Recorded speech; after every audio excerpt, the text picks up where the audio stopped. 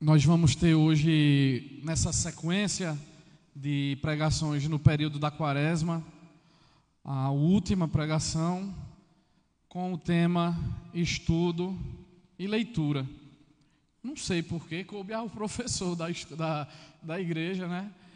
Com muita satisfação, muito prazer, compartilhar com vocês algo que o Senhor trouxe ao meu coração sobre esse tema.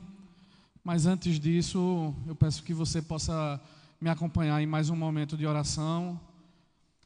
Como sempre digo, Pai, eu te peço, Senhor, que Tu faças com que aquele que foi manifestado em carne, justificado em espírito, contemplado por anjo, Senhor, pregado entre os gentios, acreditado no mundo inteiro, Senhor, e recebido na glória, o Teu Filho Jesus, abra as nossas mentes, os nossos ouvidos espirituais e os nossos corações nessa noite, Senhor.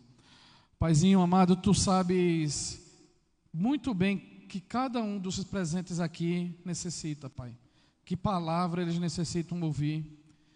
Então, que me uses, Pai, apesar de limitado, de pecador, que Tu possas fazer com que essas pessoas escutem não a minha voz, mas uma voz que existe por detrás da minha voz, Pai.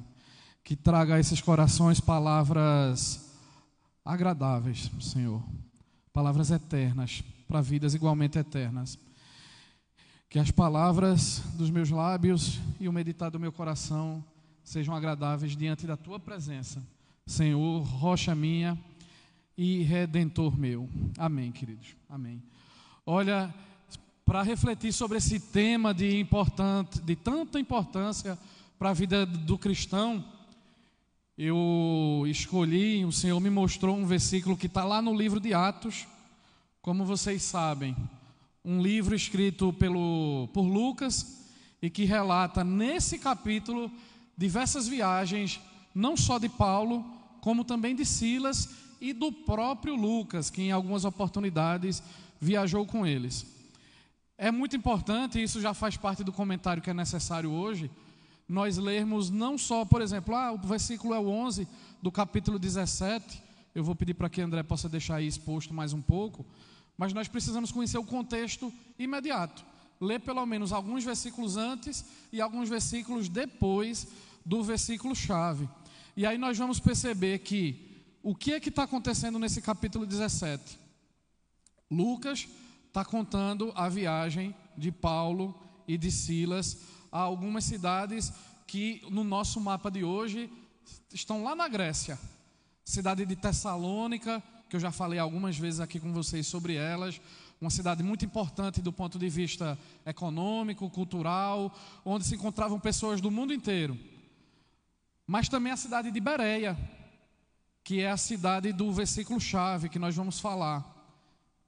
Também a cidade de Atenas foi visitada nesse capítulo, na história que Lucas conta nesse capítulo.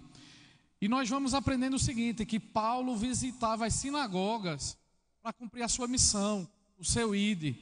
Ele ia em lugares que ele sabia que enfrentaria uma forte oposição. Olha, ele chegava em sinagogas dizendo, o Messias que vocês esperam já veio. E olha, ele conseguia adeptos, ele pregava o evangelho e vidas eram entregues a Cristo. Mas ele também enfrentava muita oposição. Oposição de um lado, elogio e conversão de outro. Essa tática de Paulo nessas cidades e em tantas outras fizeram dele certamente o maior evangelista que a história da igreja pode registrar. No versículo 4 desse capítulo 17, nós vemos várias resistências que Paulo enfrentou. Mas ao longo do versículo 5, 6, 7, 8 até o 9, nós vemos que ele também conquistava adeptos. E que os tumultos que aconteciam, por vezes faziam com que Paulo fosse expulso daquela cidade. Foi o que aconteceu com ele em Tessalônica. Ele praticamente foi enxotado de lá e obrigado a ir para a próxima cidade, que é Bereia. E aí chegamos ao versículo 11, que é o versículo que foi lido pelo ministro comissionado Bruno, onde diz o seguinte: estes cidadãos da cidade de Bereia eram mais nobres que os de Tessalônica. E olha, muitas vezes a gente associa nobreza a De repente alguém lê aqui e diz, para eles eram mais nobres, eles eram mais o quê? Talvez ricos, talvez importantes, influentes, mas olha a primeira lição que a gente já vai tirar daqui. Lucas está chamando os habitantes de Bereia de mais nobres do que os de Tessalônica, porque receberam a palavra com toda a avidez, examinando as escrituras todos os dias. E para que eles faziam isso? Para ver se as coisas eram de fato assim. Isso significa que não bastava um testemunho de Paulo, não bastava Paulo chegar dizendo, olha, eu sou fruto do que Jesus Cristo é capaz de fazer, eu me converti. Ele precisava provar à luz da Escritura que tudo o que ele estava dizendo poderia ser comprovado naquilo que já se conhecia como Escritura, que é o que hoje nós chamamos de Antigo Testamento. Tudo que aquilo afirmava sobre o Cristo, que vinha da descendência de Davi, que seria traspassado, que na noite da sua morte a terra escureceria, tudo precisava ser provado à luz das Escrituras. E os cidadãos de Bereia examinavam isso com muita cautela, com muito rigor, com muita rigidez. Por isso que são chamados aqui de nobres. Queridos, é nada mais, nada menos do que como eu e você devemos agir em relação às Escrituras. Eles estão demonstrando aqui o que eu e você devemos fazer. Ler a Bíblia, analisar o que tem nela com cuidado, com critério. Nós precisamos insistir nesse tema de estudar, de ter acesso à leitura bíblica, e sobretudo porque algumas denominações mal interpretam um versículo que está lá no livro de Paulo, na carta de Paulo aos Coríntios, na segunda carta, aliás, de Paulo aos Coríntios, no capítulo 3, versículo 6. Certamente vocês já escutaram, porque a letra mata, mas o Espírito vivifica. E olha, infelizmente alguns irmãos nossos, eles têm caído em uma má interpretação, em uma má exegese dessa passagem, e eles têm entendido que estudar a Bíblia mata, e que não deve ser estudado, e acabam deixando isso, relegando isso. Nós já falamos aqui algumas vezes de como os cristãos, de como pessoas do nosso convívio mesmo, relegam, dão uma importância inferior à oração. Mas a leitura da Bíblia também. Algumas pessoas leem isso que está lá, que Paulo escreveu a Coríntios, porque a letra mata, mas o Espírito vivifica, e acha que a nossa vida tem que ser totalmente espiritual, de emoção. Porque se ler a Bíblia, se dedicar demais ao estudo, isso pode causar a morte. E é uma interpretação errada do que o apóstolo Paulo quis dizer ali, porque quando ele diz, a letra mata, o que é que ele está chamando de letra nesse exato momento? A letra, para quem ainda não conhecia o Novo Testamento, no momento em que ele não existia, a letra é o Antigo Testamento. É a lei de Moisés, mais especificamente. E olha, mas espera aí, você está querendo dizer que o que Moisés escreveu, as leis que ele apresentou, são coisas ruins? Não, não é isso não. São positivas. Tanto que Jesus disse que veio para cumprir essa lei. Mas gente, olha só, até então, até aquele momento, como é que as pessoas acreditavam que se dava a sua salvação? Cumprindo uma série de mandamentos. Eu vou ser salvo porque eu não mato, porque eu não roubo, porque eu não adultero, porque eu honro meu pai e minha mãe, etc, etc. E nós sabemos hoje que isso não é uma verdade. Nós somos salvos por algo muito maior do que isso. Nós somos salvos pela crença de que Jesus é o nosso Salvador, o nosso Redentor, o nosso Messias. Então a letra que mata, que Paulo diz nessa passagem, é a crença de que essa lei era responsável por nossa salvação. A letra que mata é a lei de Moisés, que simplesmente aponta pecado e que simplesmente revela a nossa culpa, que existe e deve ser obedecida, mas não é, em nome de Jesus, critério para a salvação de ninguém. Então, dizer que a letra mata tem essa ideia de, olha, a letra mata porque aquilo que Moisés apresentou como lei revela a tua culpa, aponta o teu pecado.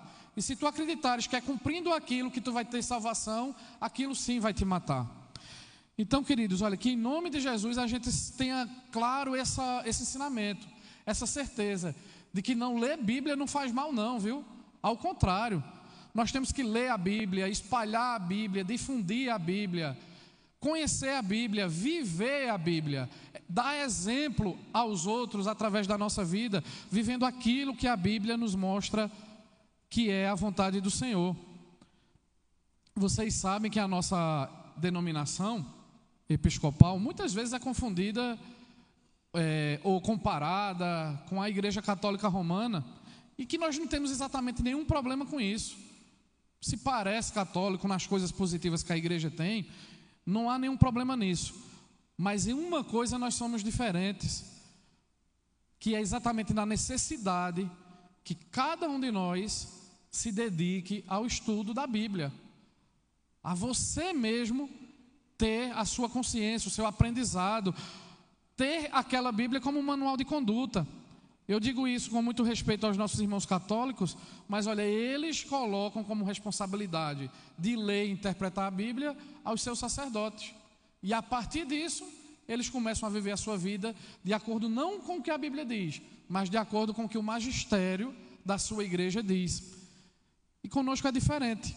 Cada um de nós é chamado, seja numa escolinha de crianças, seja nos pequenos grupos que essa igreja tem, seja nos diversos movimentos, somos chamados a sermos bereanos, como o texto que nós lemos.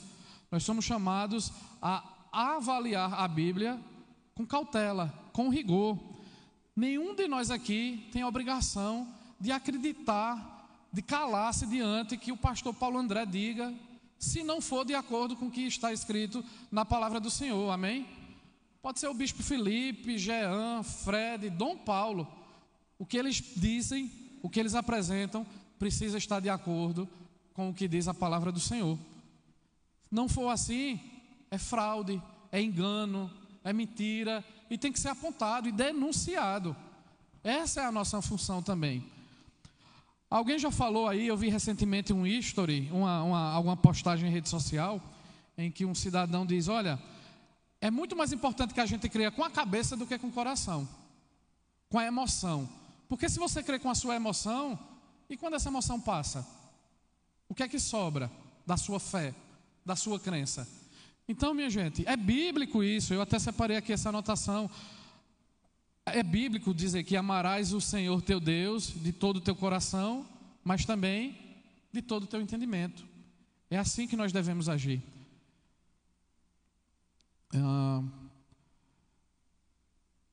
Então, quando você crê não só com a emoção, mas também com a razão, isso não se acaba mais. O que você aprende não passa.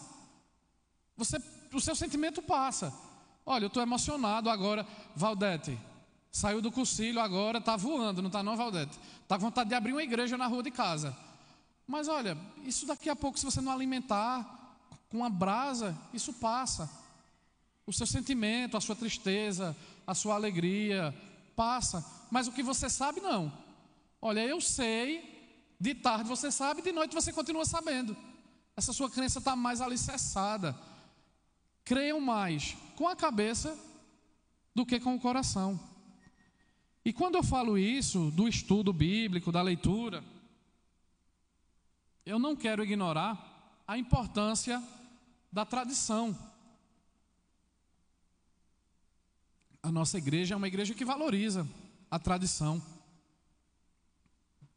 Até porque, olha, a Bíblia não diz quais são os livros que fazem parte da Bíblia, não é? Não tem um capítulo lá dizendo, olha, os livros da Bíblia são tais. Nós sabemos quais são os livros bíblicos pela tradição, pela igreja primitiva, pelos pais da igreja. O Novo Testamento mostra que os cristãos se reuniam para orar, para cantar, para partir o pão. Então tudo isso que a gente faz aqui, nós sabemos porque está escrito na Bíblia. Mas a ordem litúrgica, os detalhes, como é que começa o culto, em que momento tem oração, o sinal do Pai, em nome do Pai, do Filho e do Espírito Santo, isso não está na Bíblia. Isso quem nos ensinou foi a tradição. Então ela tem sua importância. Nós sabemos através da tradição que no início do ministério dos apóstolos, as crianças eram batizadas, porque a Bíblia não deixa isso tão claro. Como é que nós sabemos? E por que nós batizamos criança na nossa instituição, na nossa igreja? Porque a tradição nos mostra isso, que não existia nenhuma dúvida no início da igreja de que as crianças deveriam sim ser batizadas. Como é que a gente sabe que na estrutura da igreja o bispo é quem comanda e ele está acima do presbítero? A Bíblia não diz isso, é a tradição. Eu estou querendo mostrar para vocês que a tradição tem sim sua importância, mas nenhum ensinamento, em nome de Jesus, que a tradição, que a igreja fez chegar até nós, ele pode ser considerado correto se ele contradizer o que está escrito onde? Na Bíblia. A tradição ela tem que complementar, mas ela não pode se opor ao que está na Bíblia. E aí a gente vai encontrar isso, tantos exemplos aí, olha. Tem alguém que pode interceder entre nós e Deus, além de Jesus? A Bíblia diz que não. Então, olha, se o sacerdote, o líder da sua denominação, se o pastor Paulo André chegar no culto de domingo dizendo que tem alguém que intercede entre nós e Deus, ele está errado. E a gente pode confrontá-lo com base na Bíblia, porque nós temos acesso para fazer esse estudo e termos essa ciência de que nada pode confrontar o que está aqui. Se algum pregador vem aqui e diz, olha, quando você morre, talvez você vá para o céu ou para o inferno. E talvez tenha um outro lugar aí, onde você vai ficar esperando, que esse lugar é o purgatório. Você vai dizer, não, não pode. A Bíblia está dizendo que não pode. Então, tudo que vem da tradição é aceitável, desde que não confronte o que foi ensino, o que o próprio Deus quis que chegasse até nós como um relato escrito.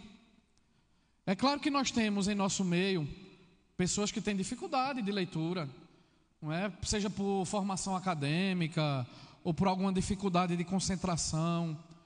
Mas olha, também é verdade, e aqui vai um puxão de orelhas, também é verdade que nós temos pessoas que simplesmente têm preguiça de ler, não é? São pessoas que dizem, olha, eu tenho uma grande sede de conhecimento, de bênçãos, eu tenho sede de orar, eu tenho sede dos dons espirituais, mas não tem sede da palavra de Deus. Está negligenciando a palavra de Deus, o estudo diário da palavra de Deus. Frequentemente eu converso com algumas pessoas, e isso é um outro problema da nossa época, que inventam seus próprios deuses. Diz, olha, eu acredito em Deus, mas o Deus que eu acredito, ele não condena a homossexualidade. Ele não condena o sexo antes do casamento. Ele não condena uma série de coisas. E aí eu sempre digo para esse camarada, vê só. O que é que te faz acreditar em Deus? Só existem 3 hipóteses. Você morreu, chegou no céu e deu de cara com Deus. Acho que ninguém aqui é o caso, né? Está todo mundo bem vivo aqui, em nome de Jesus. Quem está vivo diz amém. Amém, amém. Então ninguém aqui morreu, chegou no céu e deu de cara com Deus e sabe que Ele existe. A segunda hipótese é se você teve uma revelação. Se Deus apareceu para você e disse, olha, eu aqui, está vendo, eu existo. Acho que isso também não aconteceu com ninguém. Então como é que a gente sabe que Deus existe? Pelo que Ele deixou registrado. E onde é que está o registro? Na Bíblia. Então olha, nós cremos em Deus pelo que Ele escolheu, que foi vontade dEle deixar registrado. E como nós vamos crer em algo se a gente se nega a ler esse próprio relato, a ter acesso? Olha, como eu falei, tem gente que tem dificuldade. Hoje em dia isso está resolvido. Bota no YouTube ou nesses aplicativos o áudio. Você vai ter a chance de escutar a palavra do Senhor na bela voz de Cid Moreira. Olha aí. Tem velocidade grande, rápida, velocidade... Tem de todo jeito ali. Tem versões diferentes, porque essa versão que o pastor Paulo André coloca ali tem umas palavras que eu não entendo. Tem outra versão para você ler. Mais fácil, mais compreensível, se for o caso. Meus irmãos, Paulo ainda diz, na segunda carta a Timóteo, viu, Bruno? A Timóteo, no capítulo 3, nos versos 16 a 17, ele diz o seguinte: toda a Escritura é divinamente inspirada, toda a Escritura. Não é parte da Escritura, não é aquele capítulo que eu gosto, mas aquele outro que eu não gosto tanto, não, é toda a Escritura, é divinamente inspirada e proveitosa para ensinar, para repreender, para corrigir, para instruir em justiça, para que o homem de Deus seja perfeito e perfeitamente preparado para toda boa obra. Como eu falei, alguns de nós têm sede de bênçãos, sede de dons, sede de emocionalismo, mas não tem sede da palavra de Deus, que é toda a verdade que Ele escolheu deixar registrada. O autor do livro de Hebreus, no capítulo 4, verso 12, diz: porque a palavra de Deus é viva e eficaz. É viva, ela se move, ela age, ela converte, ela convence corações e é eficaz. Jesus ainda disse, e está registrado lá em Mateus, no Evangelho 4, capítulo 4, versículo 4 também de Mateus. Jesus disse assim, sendo tentado por Satanás: nem só de pão viverá o homem. Viverá de quê também?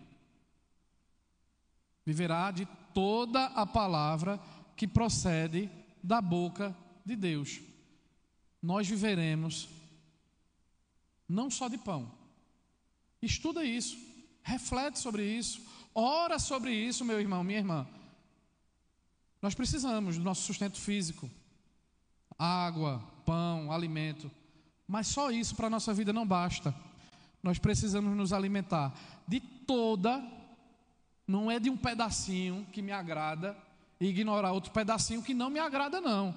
É de toda a palavra que procede da boca de Deus. E essa palavra que procede da boca de Deus, em nome de Jesus, está registrado na Bíblia.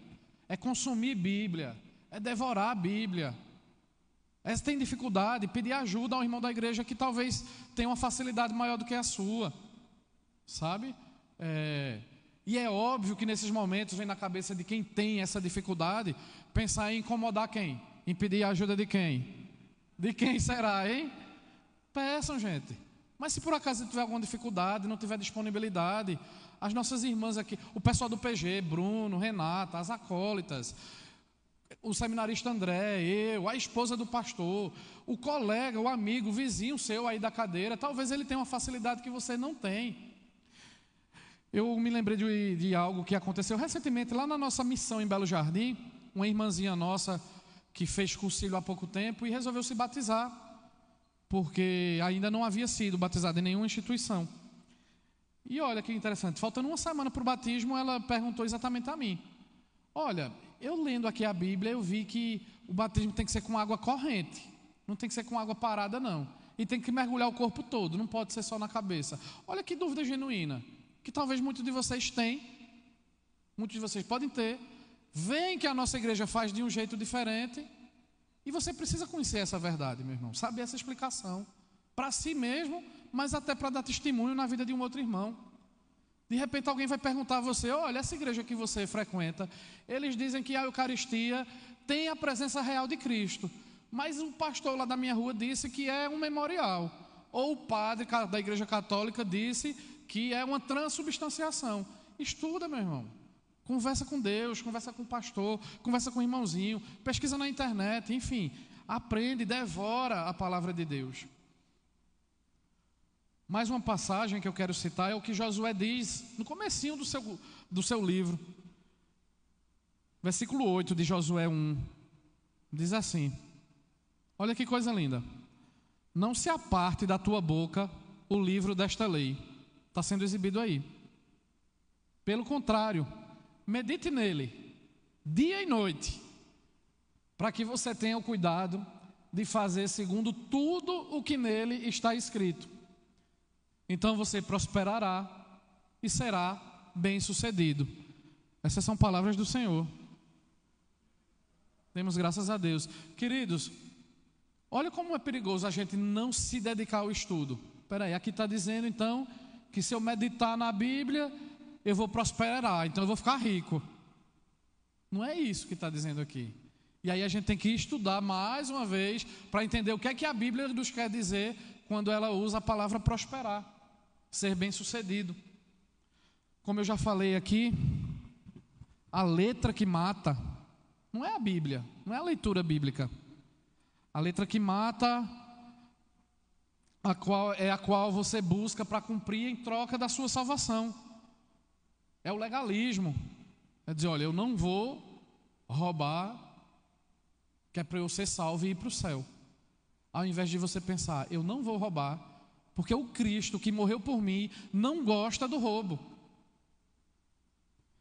A observância da lei, por saber que agrada a Deus, deve ser feita. Meditar nela e buscar ser fiel a ela dia e noite. Conhecer mais dela e saber quais rituais precisam ser seguidos ou não. Meus queridos do louvor já podem se aproximar. Eu quero citar só um quadrinho que eu fiz assim, até olha, só para que a gente perceba como é importante a questão do estudo, para que a gente não fique preso. O Antigo Testamento nos apresenta um mandamento de não comer porco, de não comer carne. Está lá no livro de Levítico. Mas olha, estuda, meu irmão, e descobre o que é que Jesus fez com todos os alimentos. Está no livro de Mateus. Jesus purificou todos os alimentos. Jesus disse que, Paulo disse que o que importa não o que entra na boca do homem, e sim aquilo que sai. A fofoca, a mentira, a maledicência. A Bíblia diz que todo homem, ao 7º dia de nascido, deveria ser circuncidado. Olha, se a gente não estudar, o que é que a gente vai estar fazendo com os nossos garotos ainda de hoje? Estudemos para que a gente saiba que a circuncisão não é mais no corpo. A circuncisão é na alma, é no espírito. Isso está lá em Gálatas. Se a gente não estudar, a gente vai achar que guardar o sábado ainda é um mandamento obrigatório, porque está lá no Antigo Testamento, guardar o sábado. Mas olha, Colossenses, Paulo escreve em Colossenses, o autor de Hebreus também dizem que o nosso descanso não é o sábado, o nosso descanso é o próprio Cristo. Ou os sacrifícios de animais que o Antigo Testamento requeria, também no livro de Levítico. A gente não precisa mais sacrificar animal, porque já houve um sacrifício que substituiu todos os sacrifícios que poderiam ser feitos, que foi o sacrifício de um inocente, um sacrifício definitivo, completo, perfeito. Todas as festas que os judeus realizavam e que deveriam realizar anualmente, nós não precisamos mais, porque estudando a palavra do Senhor, nós descobrimos que tudo isso era apenas uma sombra daquilo que estava por vir, da realidade que é o próprio Cristo. Eu quero encerrar colocando mais um versículo para que a gente possa meditar dia e noite nele, buscar entender o que ensinamento ele pode nos trazer e como ele pode impactar a nossa vida.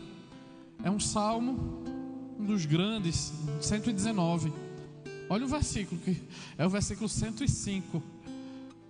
Salmo 119, no versículo 105, está dito o seguinte: lâmpada para os meus pés é a tua palavra, e luz para o meu caminho. É luz para o meu caminho, a palavra do Senhor. Sem a palavra do Senhor eu vou andar no escuro, em trevas. A palavra do Senhor é a luz. É o que permite eu ver o que está diante de mim. É o que permite eu enxergar um palmo diante do meu nariz. A verdade que o Senhor Deus quer que nós saibamos, ela só se revela na luz, na palavra de Deus. Lâmpada para os meus pés é a tua palavra. É luz para os meus caminhos, como está na versão colocada aí, exibida aí. Que essa palavra, meu irmão, minha irmã, possa incomodar você. Se você tem negligenciado, ou se talvez não é por negligência, é por dificuldade, mas principalmente se é o seu caso, não, eu vou ler a Bíblia, mas primeiro deixa eu ver aquela sériezinha ali na Netflix que está tão bom. Não, deixa eu acabar o jogo, quando acabar o jogo eu leio a Bíblia. E aí acaba sendo vencido pelo cansaço e negligenciando, deixando para lá. Depois eu leio, depois. Jesus está voltando. Ele pode voltar antes de você ter terminado esse capítulo. Então, em nome de Jesus, mentaliza isso. Leva isso como uma verdade para a tua vida, meu irmão, minha irmã. Lâmpada para os meus pés é a tua palavra. É luz para os meus caminhos. O Senhor quis que esse texto ficasse registrado e que chegasse a mim e a você. Então, você pode fechar seus olhos, fazer uma oração sincera, acompanhar minhas palavras ou dizer as suas próprias palavras, pedindo ao Senhor Deus que manda o teu Espírito, Senhor, abrir os meus ouvidos, Pai, para que eu possa entender mais da tua palavra, Senhor.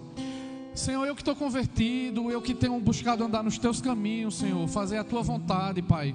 Eu que tenho até encontrado uma igreja onde congregar, Senhor, uma igreja saudável, com irmãos. Eu que tenho recebido os sacramentos, Pai, que comungo, que fui batizado. Eu que tenho participado dos ministérios da igreja, Senhor, mas que de repente tenho negligenciado, Pai.